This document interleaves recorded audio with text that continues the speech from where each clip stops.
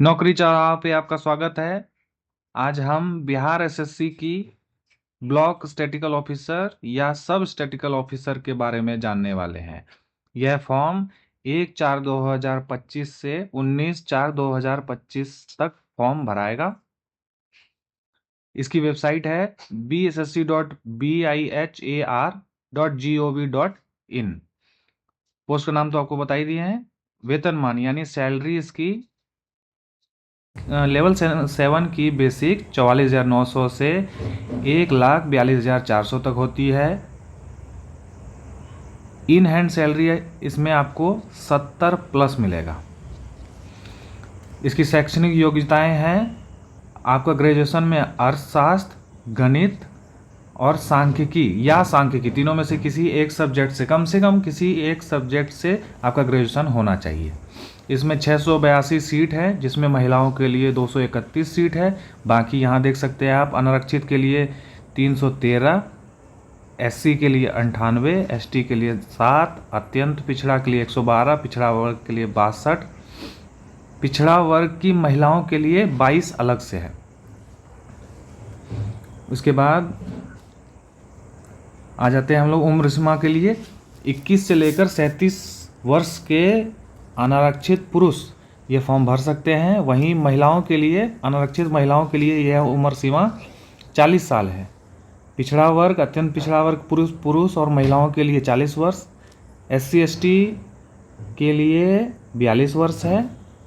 दिव्यांगजनों के लिए 10 वर्ष की छूट है, यानी 37 + 10 47 साल तक फॉर्म भरा जा सकता है। संविदा पे कार्य करने वाले लोगों के लिए जितने दिन की संविदा पर वह कार्य कर चुके हैं उतने की छूट मिलेगी। यानी कोई युवा अगर 5 साल संविदा पे कार्य कर चुका है और उसकी उम्र अभी 42 साल हो चुकी है और वह जनरल से है, तो भी वो फॉर्म भर सकता है, क्योंकि 37 साल लिमिट है और 5 साल का उसको रिलैक्सेशन मिल जाएगा। यानी 42 साल होने पर भी वह फॉर्म भर सकता है। 31/3/2025 तक जितना कार्य अनुभव हुआ है उसी के आधार पर आप छूट ले सकते हैं अधिकतम उम्र सीमा में।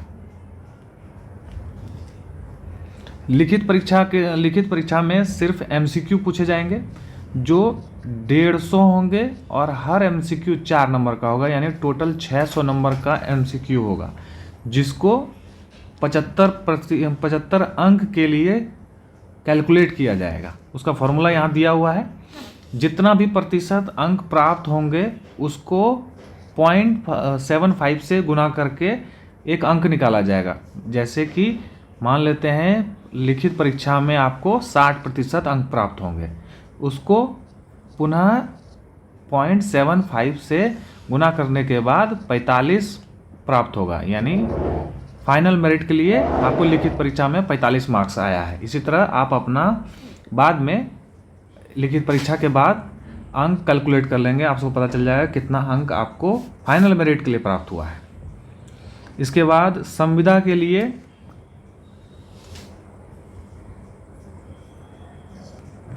संविदा के आधार पर दय अभिमान्यता प्रारंभिक और मुख्य परीक्षा दोनों में दी जाएगी। यानी संविदा में जितने लोग हैं उनको जो मार्क्स मिलने वाला है वो 25 मार्क्स मिलने वाला है। 1 साल के कार्य अनुभव के लिए 5 मार्क्स, 2 साल के लिए 10, इसी तरह 5 साल के लिए अधिकतम 25 अंक मिलेंगे। ये आपको प्री में भी मिलेंगे और मेंस में भी मिलेंगे जो संविदा पे कार्य कर रहे हैं। परीक्षा 2 घंटे 15 मिनट की होने वाली है।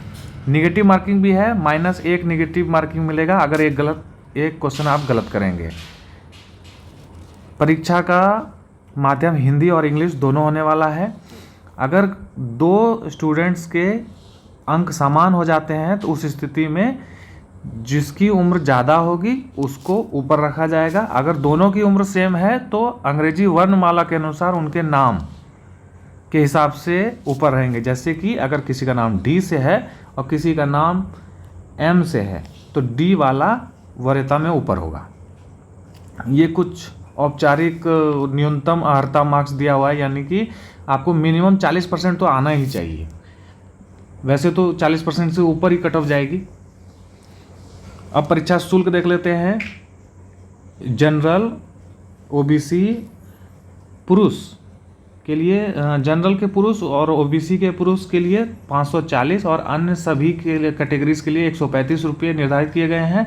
बिहार राज्य से बाहर वालों के लिए 540 ही लगेगा। फॉर्म भराएगा, ये तो पहले बता दें, 1/4 से भराना शुरू हो चुका है और 19/4 तक ये भराएगा। परीक्षा जो होगी वो वस्तुनिष्ठ यानी MCQ फॉर्मेट में होगी, ये भी बता दिए हैं।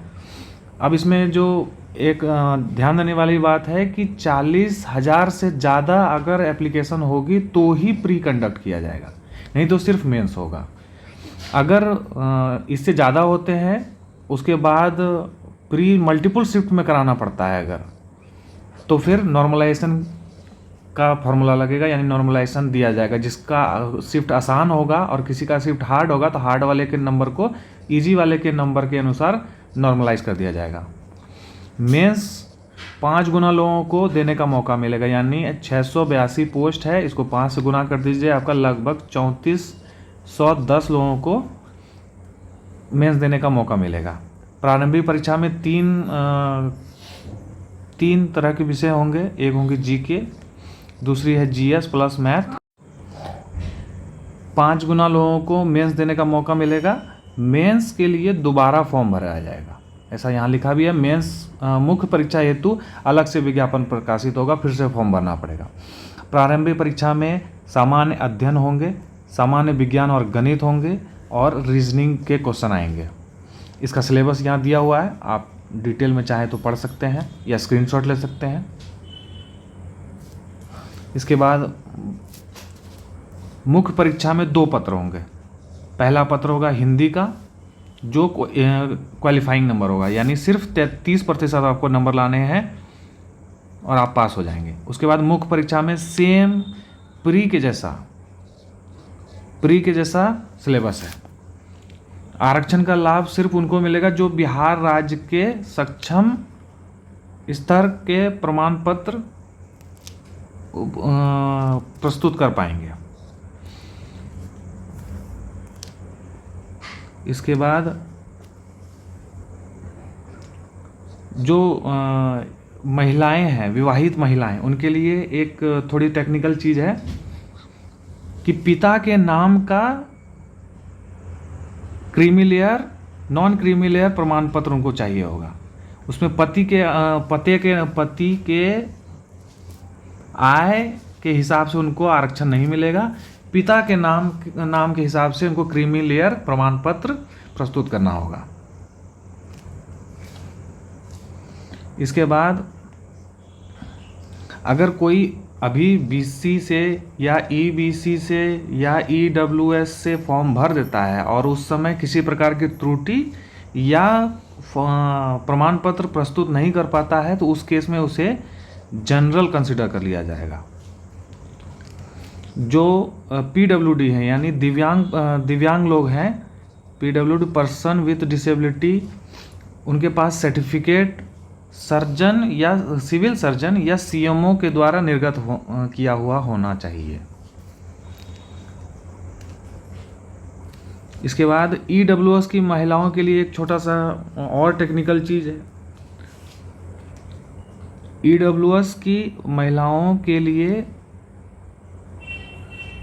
पति का जहां निवास स्थल है उस अंचल से निर्गत प्रमाण पत्र होना चाहिए, जबकि आधार जो होगा, उस प्रमाण पत्र का जो आधार होगा वो पिता के निवास के हिसाब से होना चाहिए।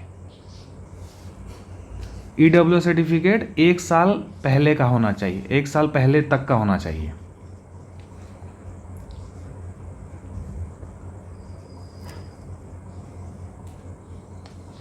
आवेदन भरने की अंतिम तिथि के पश्चात निर्गत कोई भी प्रमाण पत्र मान्य नहीं होगा, यानी पहले प्रमाण पत्र आप जारी करवा लीजिए, उसके बाद फॉर्म भरिए। पहले फॉर्म भर लिए, उसके बाद फिर प्रमाण पत्र अप्लाई कर दिए, तो फिर ऐसे केस में आपको कंसिडर नहीं किया जाएगा। जब एप्लीकेशन फॉर्म भरा जाए उसके बाद उसका प्रिंट आउट निकाल कर अपने पास जरूर रख लें। एग्ज़ाम या तो ऑनलाइन होगी या ऑफलाइन होगी, ऐसा इसमें लिखा हुआ है। फिर से एक बार तिथि देख लीजिए, 1/4 2025 से भराना शुरू हो चुका है। 19/4 तक फ़ी पेमेंट की डेट है और फ़ी पेमेंट के बाद आपको फॉर्म अपनी पूरी डिटेल्स के साथ और डॉक्यूमेंट्स वगैरह अपलोड करना है। उसकी तारीख है 21/4। अपलोड क्या क्या होगा, तो मैट्रिक का मार्कशीट और मूल प्रमाण पत्र जो बाद में आता है, एक प्रोविजनल होता है, एक मूल प्रमाण पत्र होता है, तो यहाँ मूल लिखा हुआ है। उसके बाद अर्थशास्त्र, गणित, सांख्यिकी से में स्नातक से संबंधित मार्कशीट या मूल प्रमाण पत्र। उसके बाद जो लोग संविदा पर कार्यरत थे या कार्यरत हैं उनको अनुभव प्रमाण पत्र पेश करना है, अपलोड करना है। उसके बाद स्थायी निवासी, जाति निवासी जिस जाति से हैं, क्रीमी लेयर, आर्थिक EWS के लिए आर्थिक रूप से कमजोर वर्ग का प्रमाण पत्र, दिव्यांग संबंधी यानी PWD वाले कैंडिडेट डिसेबिलिटी सर्टिफिकेट देंगे। उसके बाद अधिकतम उम्र सीमा छूट के लिए संविदा कर्मी या और भी जिनको उम्र सीमा में छूट चाहिए उनके संबंधित प्रमाण पत्र अपलोड करने होंगे। संविदा पर जो लोग काम कर रहे हैं उनको एक्सपीरियंस सर्टिफिकेट निदेशक अर्थ एवं सांख्यिकी निदेशालय से निर्गत कराना होगा। वेबसाइट एक बार फिर से देख लीजिए, bssc.bihar यानी bihar.gov.in पे भरना है। एक चीज़ जो स्पेशल बात है इस बार कि आपको ये फॉर्म जो है इस पर फ़ोटो अपलोड नहीं करना है, लाइव फ़ोटो खींचना है, जैसा SSC CGL में इस बार हुआ था। लाइव फ़ोटो वेब कैम के थ्रू खिंचाएगा, इसलिए लैपटॉप या डेस्कटॉप जिस पे आप फॉर्म भरें उसमें ये एश्योर कर लें कि उसमें वेब कैम काम कर रहा हो या अच्छा काम कर रहा हो। ये सर्वर टाइम हो गया। लास्ट दिन जो है वो 12 बजे रात तक आप भर सकते हैं। अब इसमें जो सबसे खास बात है वो मेरिट को लेकर है कि मेरिट कितने नंबर पे बनेगा, यानी चैलेंजेस क्या है मेरिट के लिए। जो स्पेशल चीज़ है इसमें एक नज़र में दिखता नहीं है वो ये है कि मेरिट जो है वो 100 अंकों में बांट दिया है, जिसमें से 75 नंबर का लिखित परीक्षा होगा और 25 नंबर सिर्फ संविदा वालों को मिलेगा। नए कैंडिडेट्स तो इसके हकदार है ही नहीं, यानी 25% वेटेज जो है वो संविदा वाले एक्सपीरियंस बेस पे ले जाएंगे और 75 का एग्ज़ाम होगा। आप अगर 100% भी स्कोर करेंगे तो आपका मैक्सिमम 75 अंक ही बनेगा और 25 अंक जो है वो संविदा वाले आपसे ऊपर पाएंगे। अब इसको डिटेल से एक बार देख लीजिए कि मान लेते हैं कि 75 अंक 600 नंबर का हो रहा है, यानी मेरिट का 75 अंक आपके लिखित परीक्षा के, ये लिखित परीक्षा वाला है, लिखित परीक्षा के 600 के बराबर है। तो 25 अंक जो संविदा वालों को स्पेशल दिया जा रहा है उसको आप 200 अंक मानना पड़ेगा। जब संविदा कर्मी परीक्षा देंगे, परीक्षा देने के बाद मान लीजिए लिखित परीक्षा में उन्होंने सिर्फ 60% अंक पाए तो उनको 360 अंक आएंगे। और अगर फाइनल मेरिट में हम अगर इसको 25 अंक को 200 माने तो एक तरह से 560 मार्क्स उनको मिलेगा। वही 560 मार्क्स लाने के लिए आपको 93% स्कोर करना पड़ेगा, क्योंकि आप तो सिर्फ 600 पे लड़ रहे हैं, यानी 200 एनी टाइम आपसे आगे हैं। एक और एग्जांपल देख लीजिए, मान लेते हैं कि वो मात्र 50% स्कोर करते हैं, यानी 200 तो उनको मिल जाता है एक्सपीरियंस बेस पे, और 50% यानी 600 का 50% यानी 300 नंबर, उनका स्कोर हो गया 500। आपको सिर्फ एग्ज़ाम में ही नंबर लाना है, यानी आपको 600 में से 500 नंबर लाना होगा।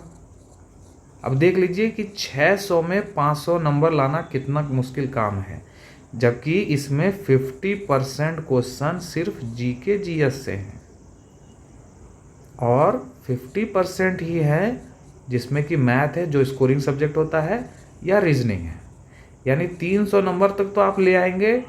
उसके बाद का स्ट्रगल आपका शुरू होता है। उस पर भी ये ज़रूरी नहीं है कि एक्सपीरियंस बेस वाले 300 नंबर नहीं ला सकते या 350 नंबर नहीं ला सकते। 350 नंबर लाना हमको लगता है कि ऐसी भी कोई हार्ड बात नहीं होगी, क्योंकि वो लोग भी साइंस पढ़े हुए, स्टैटिक्स पढ़े हुए लोग हैं। और फिर भी प्रयास तो करना ही चाहिए आपको प्रयास के लिए, और आपकी जॉब लग जाए इसके लिए ऑल द बेस्ट। बाकी कोई भी तरह की कन्फ्यूज़न हो तो कमेंट बॉक्स में आप ज़रूर लिखें। धन्यवाद।